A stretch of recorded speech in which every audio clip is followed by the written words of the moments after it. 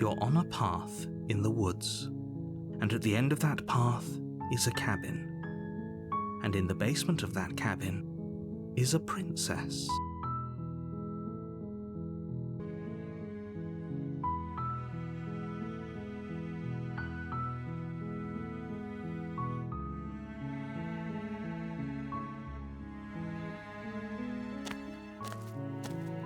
You make your way up the short path to the cabin.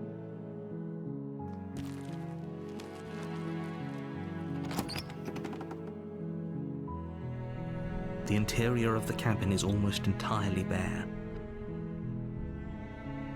You take the blade from the table. It'd be rather difficult to slay the princess and save the world without it.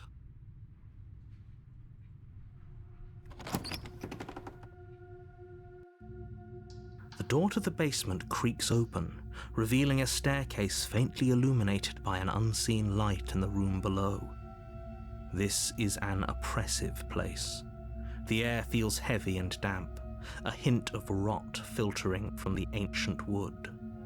If the princess really lives here, slaying her is probably doing her a favor. Her voice carries up the stairs. Who's there? She sounds dangerous. It's almost as if she's the one in charge down here. Don't let it fool you. It's all part of the manipulation.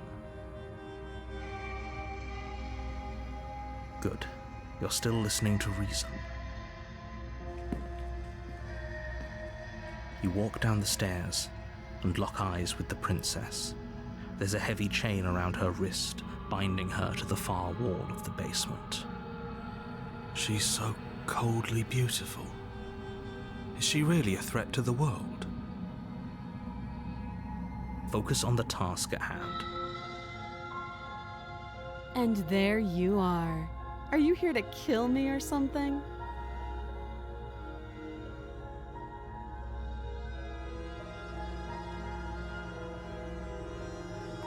You step forward, your grip on the blade tightening as you steel your resolve. Oh? No talking then? Fine. What even makes you think you can kill me? I'm probably chained up in this basement for a reason, right? And if that knife is the only weapon you have, you'll have to get close enough to use it. So, you should just drop it. Best not to risk finding out what I can do. She's unarmed. If you hesitate now, it'll be too late. End this.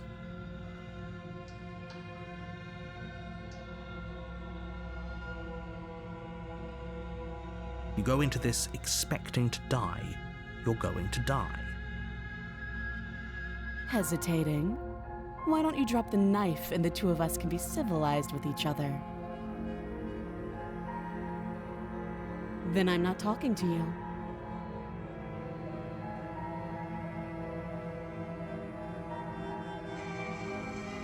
You stare at the princess, squinting. She squints back. The two of you are going to do this forever, aren't you?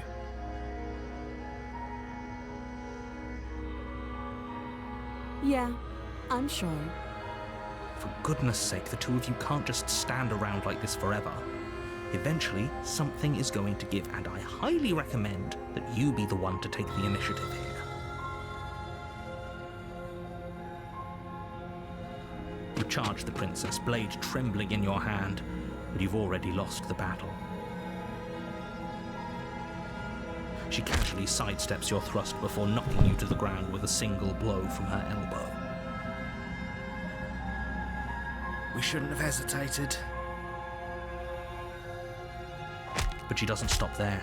She kicks you a few times for good measure, the pointed tip of her shoes feeling like a pickaxe against your fracturing bones, making sure you stay down. As you lie, crushed and broken on the basement floor, the princess kneels on your throat with the kind of weight you didn't think her slight frame could possibly possess. As you gasp for air, she eyes you with an intense curiosity. You shouldn't have let that fear creep into your heart. You had the upper hand, and now look at you. Is this really the best you could do? Look at you, completely broken. I'd be lying if I said I wasn't a little disappointed. She applies more pressure, slowly squeezing what's left of your life out of your lungs. This is the end, isn't it? I'm afraid it is. Everything goes dark, and you die.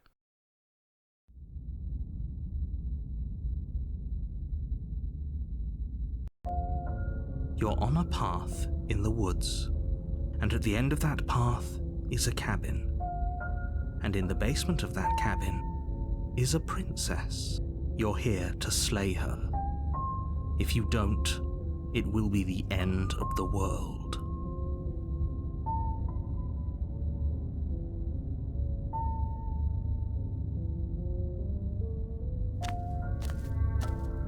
A warning before you go any further. She will lie, she will cheat, and she will do everything in her power to stop you from slaying her. Don't believe a word she says. We might as well just pledge ourselves to her and stop pretending we're capable of doing anything in this situation. She probably doesn't even need to try to overpower us. Can we tone down the pessimism just a smidge? I'm not being a pessimist. I'm just being realistic. You're being annoying. Just ignore their bickering, and whatever you do, don't pledge yourself to her. I cannot stress enough how absolutely catastrophic that would be for everyone, yourself included. I agree. If she's wrongfully imprisoned, then we should rescue her, but if he's telling the truth, we shouldn't just hand her the world on a silver platter. Rescue her? Given the stakes of the situation, there isn't really a difference between rescuing her and pledging yourself to her. Either would be terrible. So please try to ignore both of those knuckleheads and focus on saving the world. Let's not make this harder than it has to be. If that's what you want, I guess I don't have a say here.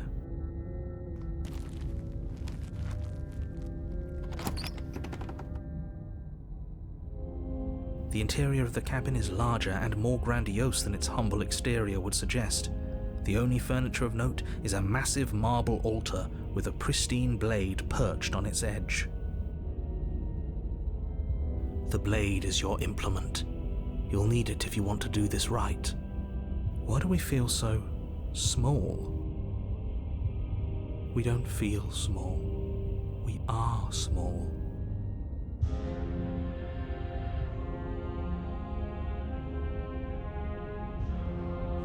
You walk up to the wall next to the basement door. It's a wall. There isn't much to see here. What are you talking about? This isn't a wall. It's a mirror. Or at least it'll be a mirror once we wipe off that layer of grime. You reach forward and rub your hand against the cabin wall. I hope you know how ridiculous you look right now. We should count ourselves lucky. Some things are better left unseen. You take the blade from the altar. It would be difficult to slay the princess and save the world without a weapon.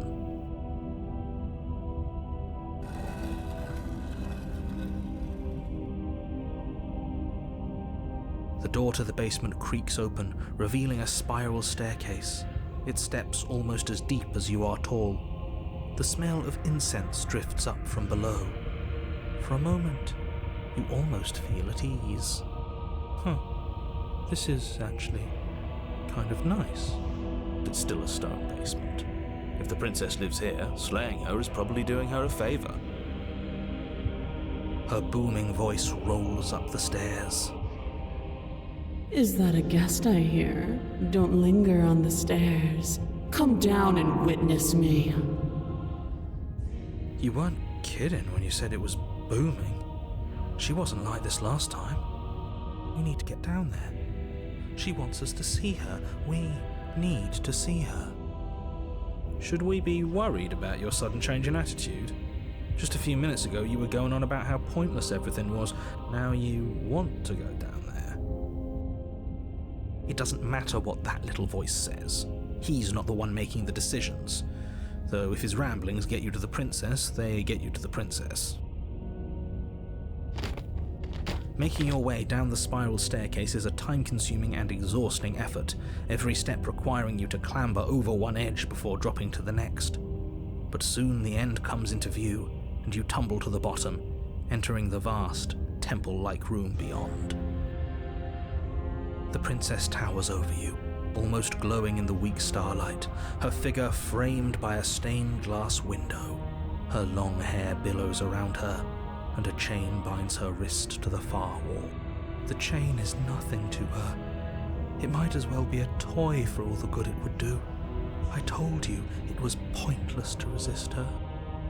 The little bird has returned to me. I wonder what he wants. You've brought that knife again, even though you know it's useless. Such charming audacity. Drop it.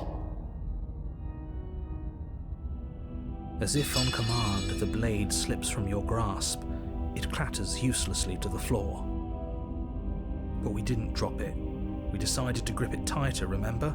Are you really just going to let that happen to us? I have a duty to report facts as facts, and the fact is that you dropped the blade. Of course we dropped it. She's so much more than us. You wouldn't understand what it feels like to be in her presence. Oh, I understand what's going on, and you'd better snap yourself out of it.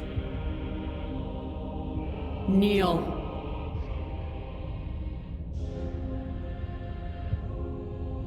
Oh, are you still trying to defy me? I said kneel. Your legs buckle, and your knees hit the floor. That's my good little bird. Now, why don't we talk? The last time we met, you couldn't even scratch me. And yet here you are again, trying to succeed where you've already catastrophically failed. What draws you back here beyond the empty halls of death? Speak. The last time we met, nobody should have met her before this. You should be the first. You're the only one I trust to deal with her. Then you shouldn't have trusted us. There was nothing we could do to stop her then, and there's nothing we can do to stop her now. He's being melodramatic, but yeah, we've been here before, and she absolutely destroyed us. What are we even supposed to do to stop her? That's worrying. Whatever you do, don't tell her why you're here. It's best not to give her any ideas.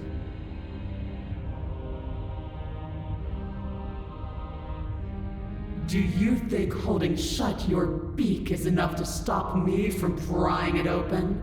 Do you think your skull can save your thoughts from being seen? You're less broken than I thought. Perhaps you need another lesson in submitting to your betters. Pick up that needle. Do it. It's what she wants. No objections here. I don't know what she's planning, and I don't like that we don't know what she's planning, but we might as well pick up the blade. As your eye falls on the blade, you feel a weight. Some divine hand that sits unperceived by your senses, but that manages to push you towards its desires like an unseen puppeteer.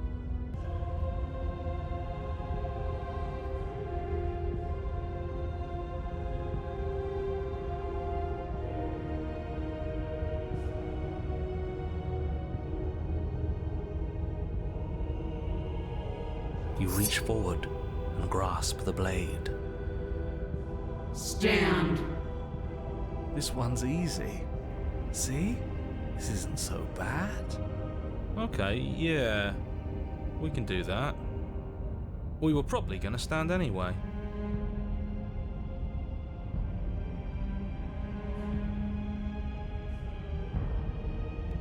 You can feel a creaking tension between body and will as you slowly rise to your feet, like two foes forced into an unhappy truce. The princess eyes you with soft contemplation. The moment seems to last a lifetime, the silent anticipation of what's to come dragging out the long, painful seconds. But all silences are broken eventually. To define me is to claim we stand on level ground. We do not. You are quiet shadow, while I am brilliant radiance. Take that knife in your hand and slit your throat. What? You don't have to listen to her. You're armed. Just steel your nerves, step forward, and end this. Oh, we'll end this all right. Your hand lifts the blade and brings it towards your throat. Okay, I apologize for the unclear language. End her.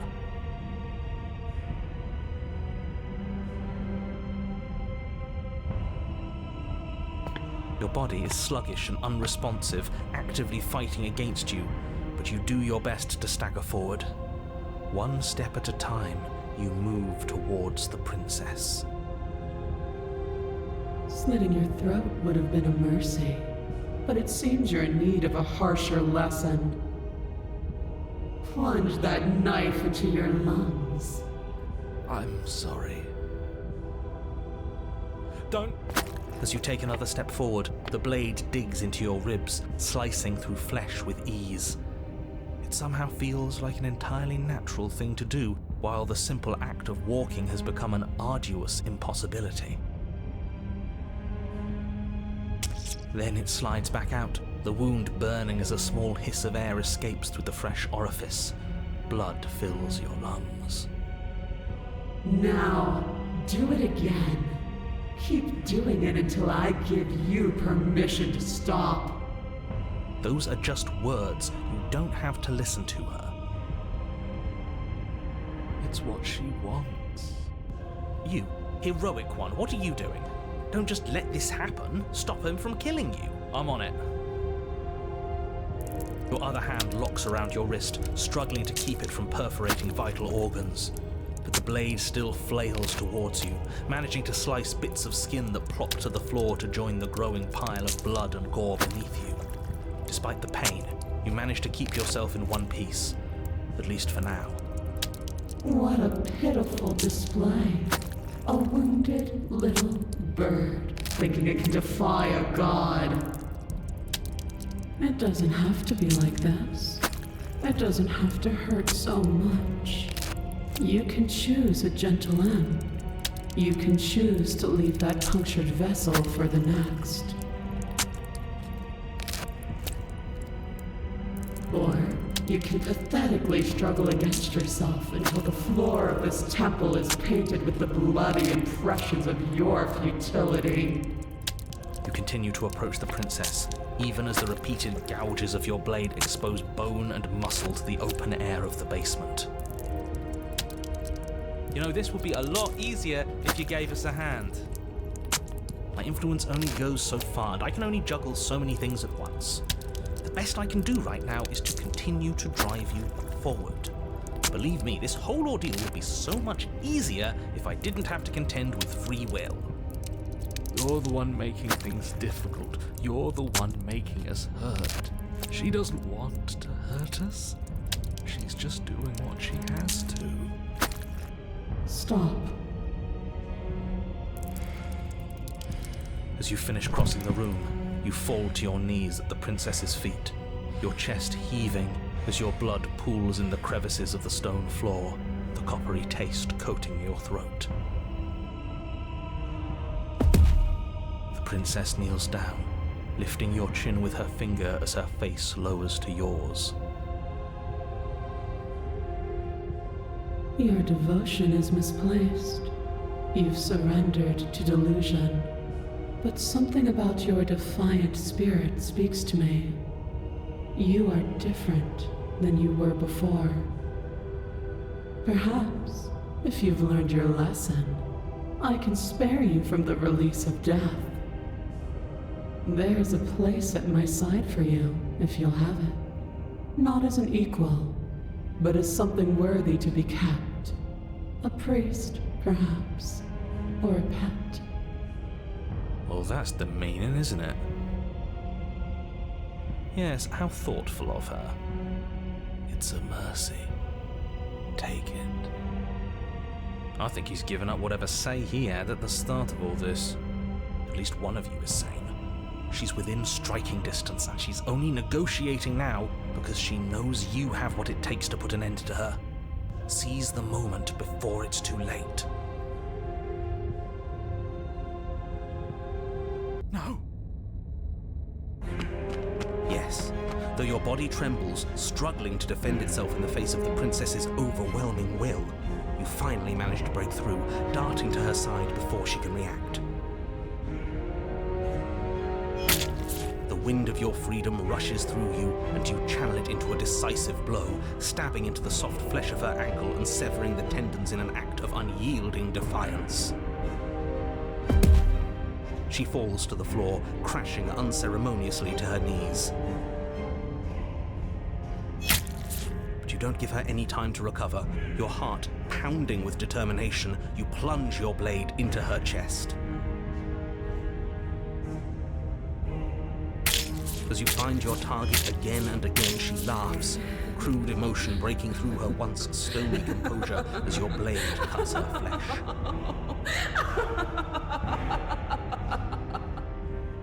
We can do this, can't we? You always could.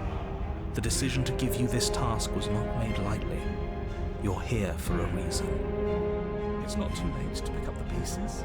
It's not too late to toss that blade aside and beg for forgiveness. Shut up. I can't believe you would actually strike me. You heathen! You worm! You defile her! You don't know the consequences of your arrogance! Before you can strike the final blow, the princess lashes out, knocking you off your feet. There's an unsettling wet pop as your spine breaks, numbness and pain spreading through your body. As you rebound towards the ceiling in a moment of disorientated lightness, she drives her fist into your chest. Your body is crushed as she pulverizes you into the floor, the ground itself breaking from the impact.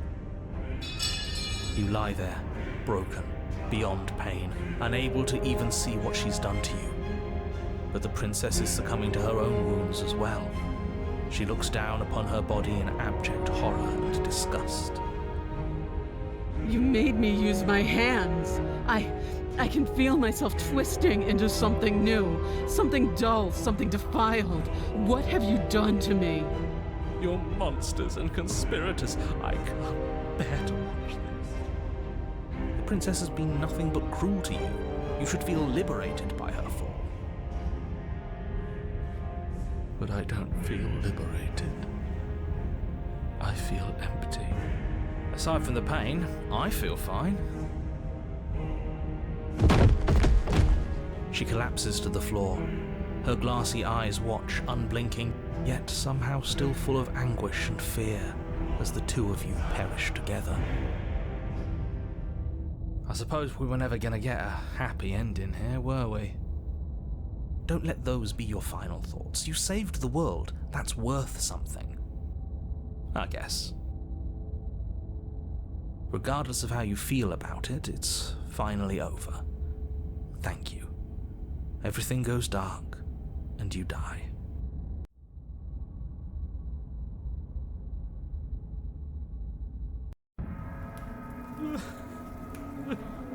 You're on a path in the woods, and at the end of the path... Okay, what the hell is that? think he's upset. What's he got to be upset about? We just killed a god. Exactly. You heathens destroyed the most beautiful thing that ever was, and ever will be. I can't say I have much sympathy for you. She was bad for us and you almost got us killed. You're being too generous. He did get us killed. Alright, enough chatter. I've got a thing I'm supposed to do, and if you don't mind, I'd like to do it without any more interruptions. Okay, great, you're listening. You're on a path in the woods, and at the end of that path is a... If your thing is telling us about the princess, don't waste your breath. We know all about her, and it's hardly a path in the woods at this point, is it? Look, if the world around you is changing, especially all the way out here, then that means you're nearing the point of no return. Whatever happens next, that's it. There won't be any more do-overs. So you'd better take things seriously.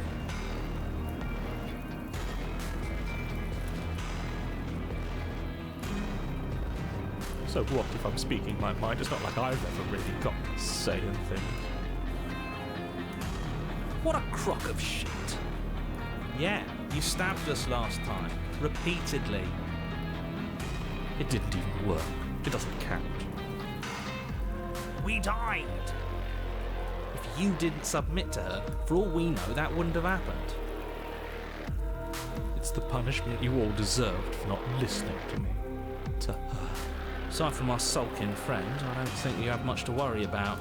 You're still the one in charge here, and I don't think that's ever going to change. Second he tries something, I'll put a stop to it.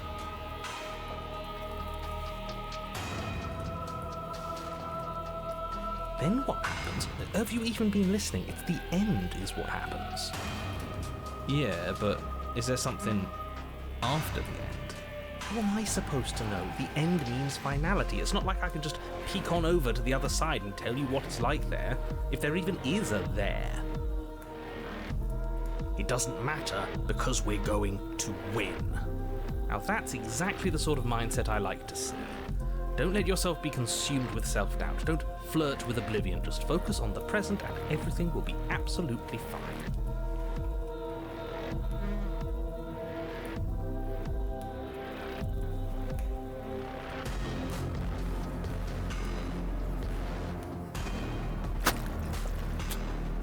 Good, we're all on the same page.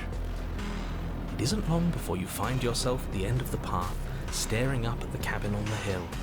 You'll find the princess within, as I'm sure you already know. End her. That's it?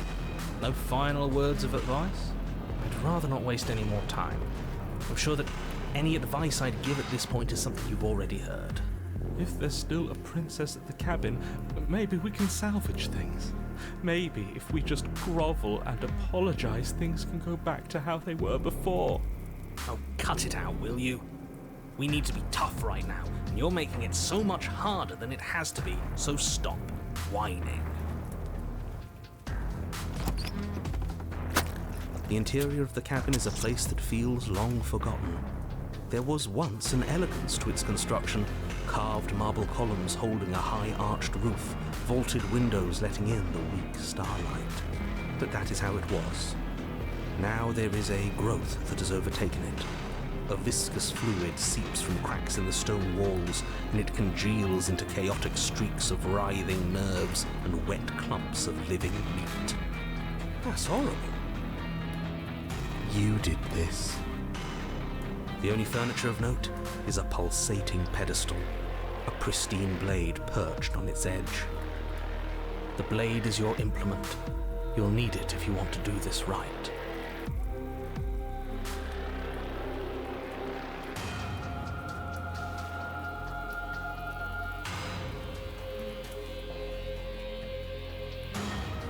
A mirror? There is no mirror. There's the pedestal, the blade sitting on the pedestal, and the door to the basement. Just tell us where the door is. I'd like to get back to fighting, and if you want us to kill her so bad, I'm sure you feel the same. No more messing around. I don't know what to tell you. There isn't a mirror because I would know if there was a mirror. You're either seeing things, or you're confused on the definitions of door and mirror. Or you're seeing things. That seems far more likely. What are you trying to say, exactly? He thinks we've lost it, that we're succumbing to madness, that something in us has broken. That's an unnecessarily melodramatic way to describe a hallucination, but sure. I'm not going to waste time arguing with any of you. It went away after we touched it last time. Let's just do it again.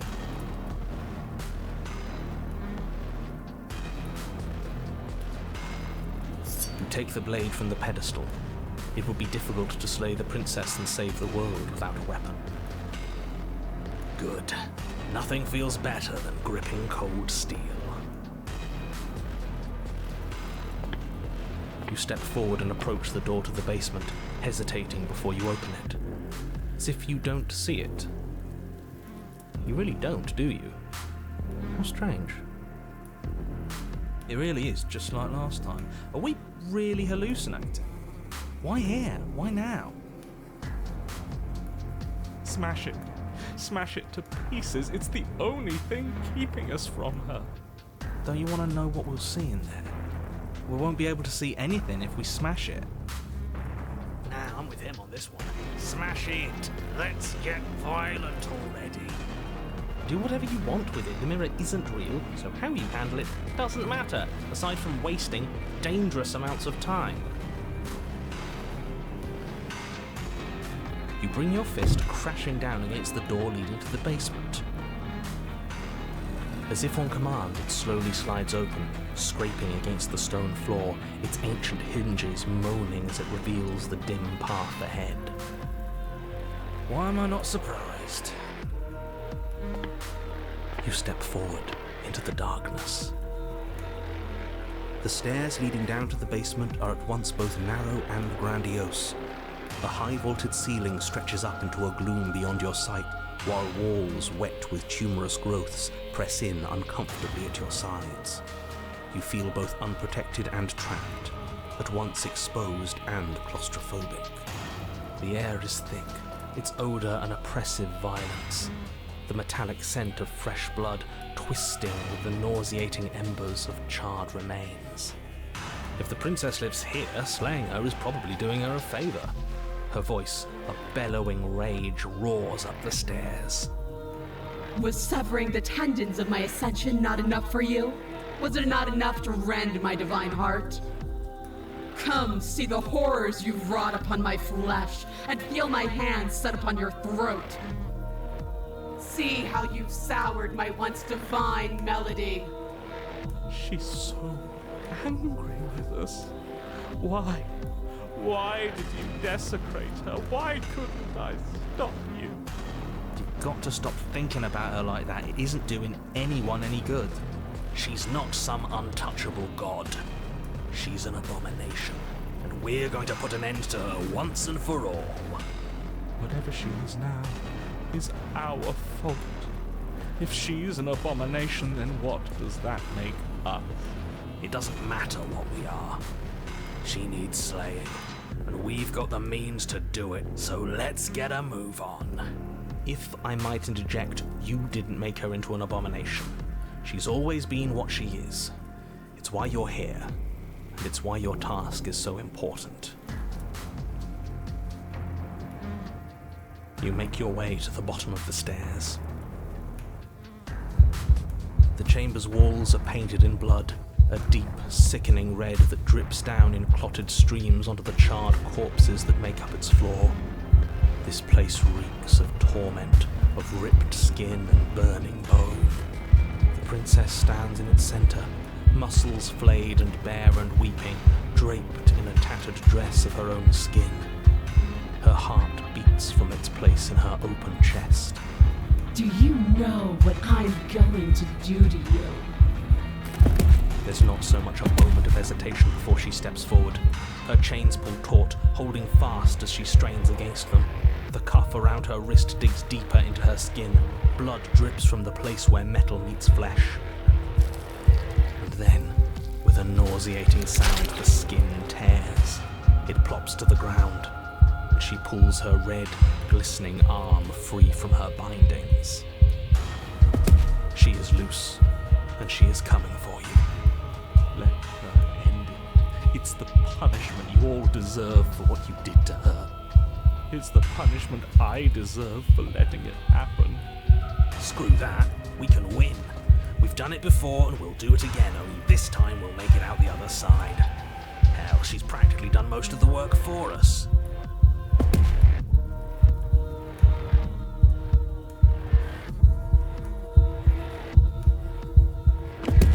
Your heart free of fear, you charge towards the princess, your eyes locked on each other, both of you prepared to lay down your very essence in one blow. It's now or never. Let's make it a beautiful blaze of glory. With a horrifying squelch, you are unwound. No, that's our stuff. She can't just do that. She just did. Unfortunate, I know, but reality is reality. You should all just be grateful she's decided to keep us alive. Even in her defilement, she is merciful. We're not out for the count just yet.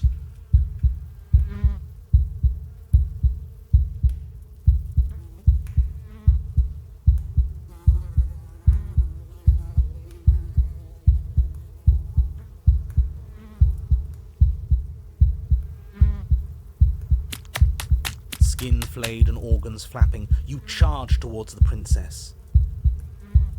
That's right. She'll never stop us. Still you defy your god! I've made the mistake of underestimating your resolve before! Never again! As you swing for her heart, what's left of you explodes. So that's it. It's over, just like that.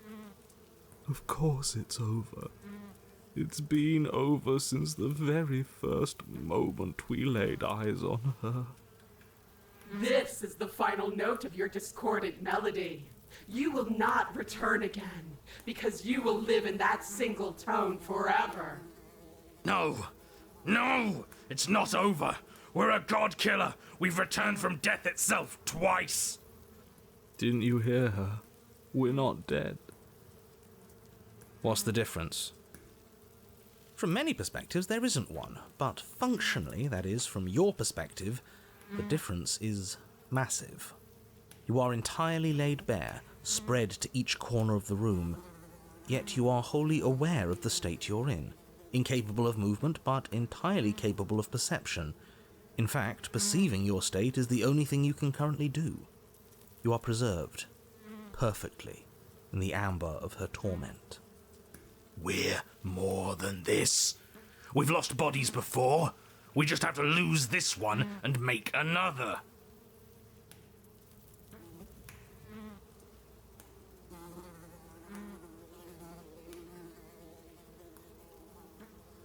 I don't know. You're the one who makes things happen, so make it happen.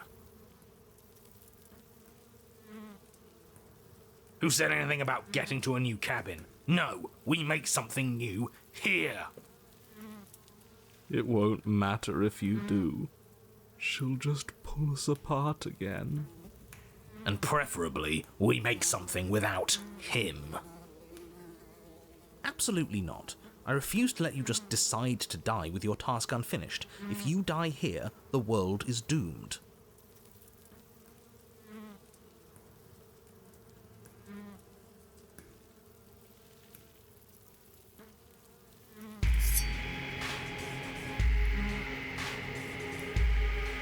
Your Honor, where the hell are you? Are you already at the Princess? This place is different. Rotten. Death all around us. I want to go back. So you've returned already, and I remain here. Is this our final destination? The Princess tilts her head to look at you, and with a gesture, you are unwound. Again? Already? Clearly I left you with too much room last time. Perhaps this cell will hold you better. You know what to do. Again.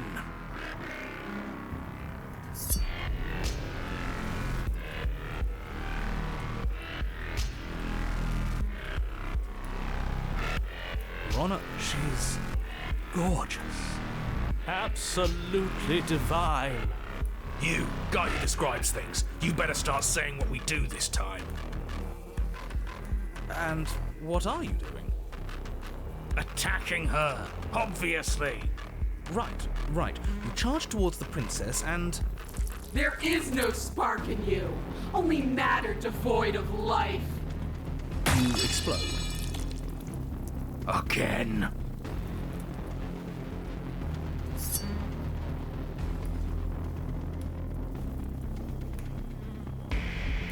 You're on a path. We are not on a fucking path. I have no idea where we are. We're in the middle of a fight, so act like it. So you are. Okay, you dive towards the princess and we're unwound. Yes, her head swivels creakily on her neck, fire in her eyes as your body unravels with blinding pain. No. Again.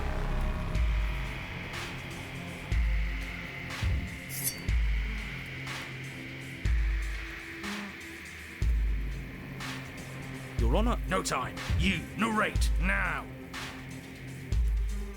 yes, of course.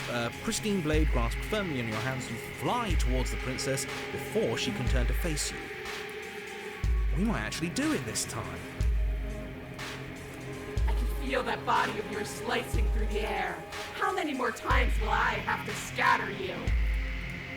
As she turns towards you, the very essence of your being begins to flake away.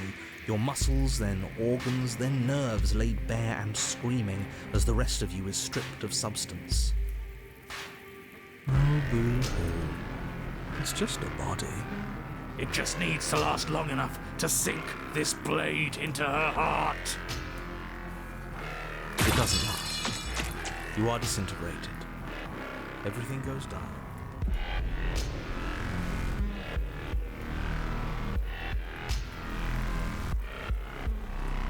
How many times do I need to pulverize you before you finally understand? You are nothing. An empty void that dared to dream it was alive. That feels right. If we're nothing, then why are we still here? Because we always have been. If we're nothing, then how can we do anything? The same way we always have. Being nothing has never stopped us. Now end this.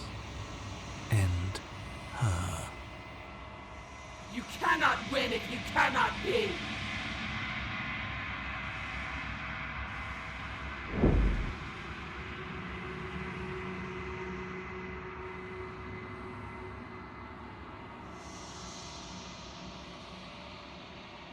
How? I've scattered the atoms you clung to and there was nothing there to find. You can't exist.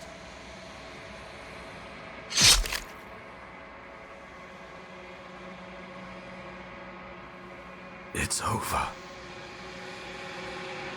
Oh, I think I understand you now. I'm sorry. I didn't mean to do the things I did to you. I don't think I knew what I was doing. She sounds genuine.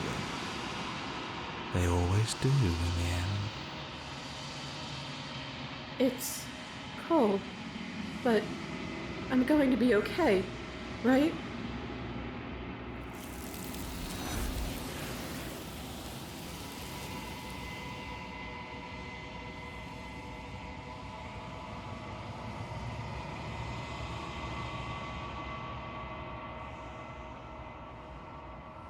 She's gone. Where did she go? Should we try and find her?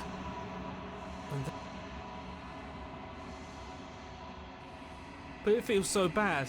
Like looking into it right now is going to be the end of everything. You don't need to comfort them.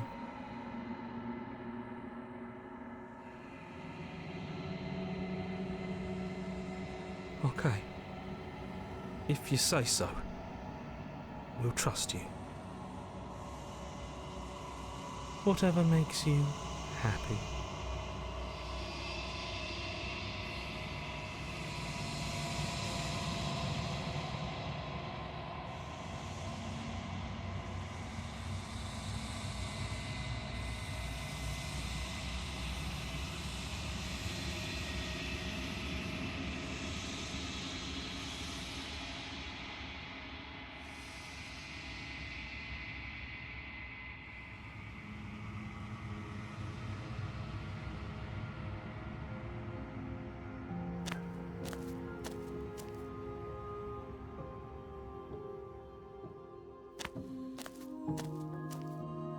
I am a growing chorus of contradiction, a mass of tides ebbing and flowing all at once in more directions than my attention can bear to hold.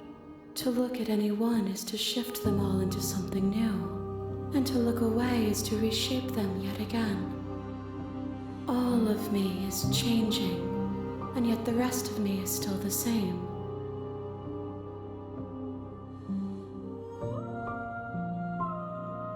And yet my waters flow and my streets bustle. There are no words that can describe me into non-existence. There is no logic that can bind my multitudes. I am everything that you have known me to be, but I am also none of it. As easily as you can stand to be you, you are like me. Even if you have chosen not to look at the corners of you that do not fit, even if you have chosen to ignore the brilliant contours of your soul.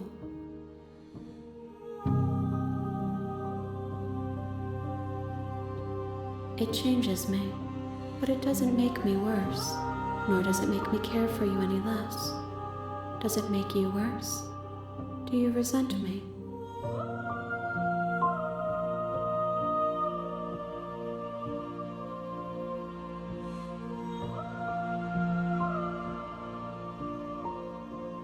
It says that your heart is gentle, that even in the darkness you are guided by compassion. This one is desecration. She placed the weight of her agony on you, yet it is she who unwound herself. There is passion and empathy buried under her unfeeling skin. She will make for a weathered heart.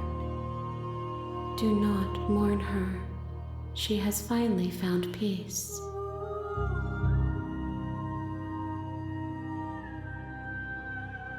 My perspectives are shadowed. You have seen what I have seen, just as I have seen what you have seen. The angles of my vantage do not offer me hidden truths, and my attention is turned inward, except when you are here with me. Perhaps this will change when our work is done.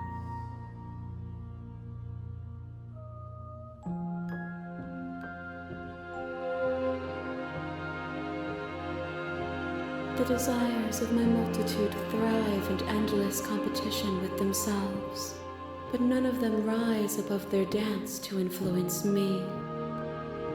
I yearn for what I have always yearned for, our awakening. Other desires shrink in the light of knowing you and knowing me.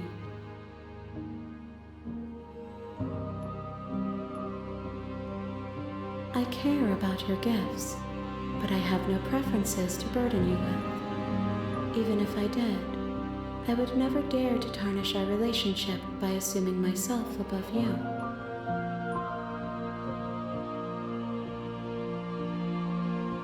We will know when we near our destination.